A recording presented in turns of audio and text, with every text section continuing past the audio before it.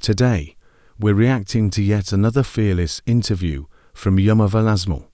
If you've seen his work before, you know he doesn't shy away from the tough questions, and this time, he's done it again. Will Israelis resettle Gaza? Because there are people in your government who are making plans as we speak for the resettlement of Gaza. I know that in Gaza, there was an Israeli settlement. I know that in Gaza, we had control before 2005. I know that the 7th of October wouldn't have happened or occurred at that time. Yet, I did not hear my prime minister, which I speak a lot, speaking about occupation in Gaza, settlements in Gaza. Many of his prime minister's talks are on the internet. Does Israel want to resettle Gaza? I didn't hear my prime minister speak about it. I didn't hear the Israeli official. Members in the Israeli government who By are the way, saying you know, this, who are working with these plans. When I look at myself in the mirror, I never hear myself saying such a thing.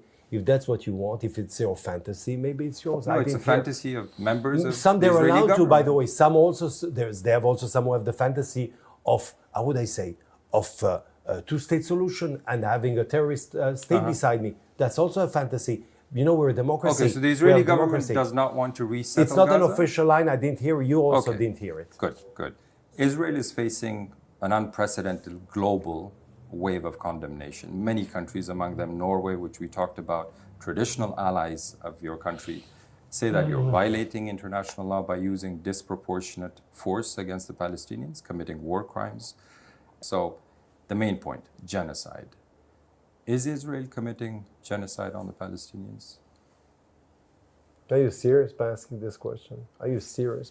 Do you consider yourself a serious journalist by asking me such a question? I'll tell you why. When UNRWA was created, how many Palestinians did you have?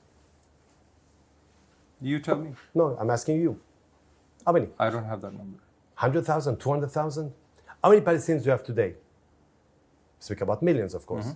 Never ever have I seen in history a nation suffering genocide and growing so much. Stop with this ridiculous question. No, Israel is a moral country. Israel respects international law. Israel respects humanitarian law. And Israel has the right to defend itself. Okay. And this is something that I'm afraid you don't accept, you don't agree. Amnesty International, sir. Now I can Amnesty see. International does you're not not. agree You're with not. you. You're not. Let me give you the sources of what I'm quoting. If you're asking me after the 7th of October, when Israel fights for its life, because I mean, if they could, they would have killed all of us. So if we defend ourselves, and you speak of a genocide, when in the last 20 years, I mean, you did have wars against terrorism, and you would never have such a question to other nations. But to ask the Jews, of course you can ask this question. Why? Because the Jew defends himself. No. You would prefer it's not about defending yourself, it's the way you're defending yourself in a disproportionate way. Because Israel, I'll give you the sources. For you, I'll give you the Israel sources is not and then you allowed answer, to defend sir. itself. According to Amnesty, who published Amnesty. a 296-page report published in December 2024, backed by forensic evidence, they say Israel is committing a genocide. Your response to that? It's a bunch of liars and lies. So and Amnesty again, as I International said, is lying about Israel? Israel committing a genocide, and you think I should respond to such a thing when I have all my boys dying because, I mean, instead of sending my jets, I mean, kids are going inside, and I've seen it. And you talk to me about genocide when I bury my children? You sit here in front of me, and you consider me, I mean, you're like, as the, asking me like question, investigator, and I'm supposed to justify myself. No, sir. Not only I don't justify myself, but I look at your questions, and honestly, not only I didn't come to justify, but I say that in 10, 20, 30 years, my kids will be proud of me because I'm defending, I'm trying to bring outsiders and finding evil. What you're doing right now is defending evil. And this is absurd, this is gross, and this is not very respectful for you and your profession.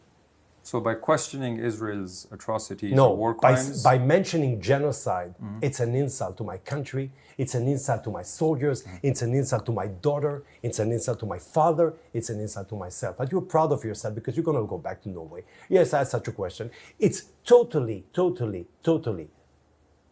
untrue, absurd, a lie. But what do you care? Okay. So you don't believe Amnesty, you don't believe Human Rights Watch, you and experts are discredited in your eyes? I believe what I see, I believe reality, I believe my soldiers, I believe myself, I believe my government, I believe Israel. Now some of Israel's most respected Holocaust scholars accuse your government of genocide. We're talking about Jewish scholars. Professor Amos Goldberg, you know him well, I presume, a leading Israeli Holocaust historian, wrote, "Yes, it is genocide. It is difficult and painful to admit, but after 6 months of brutal war, we can no longer avoid this conclusion."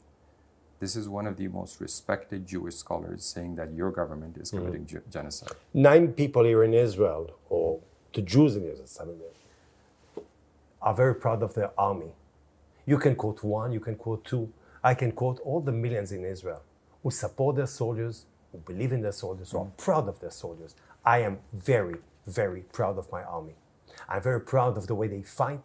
I'm very proud of their devotion.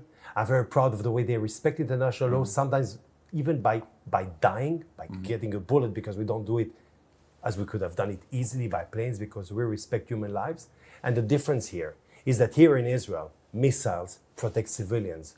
Over there, civilians protect missiles. Thanks for watching. Let us know your thoughts. See you in the next video.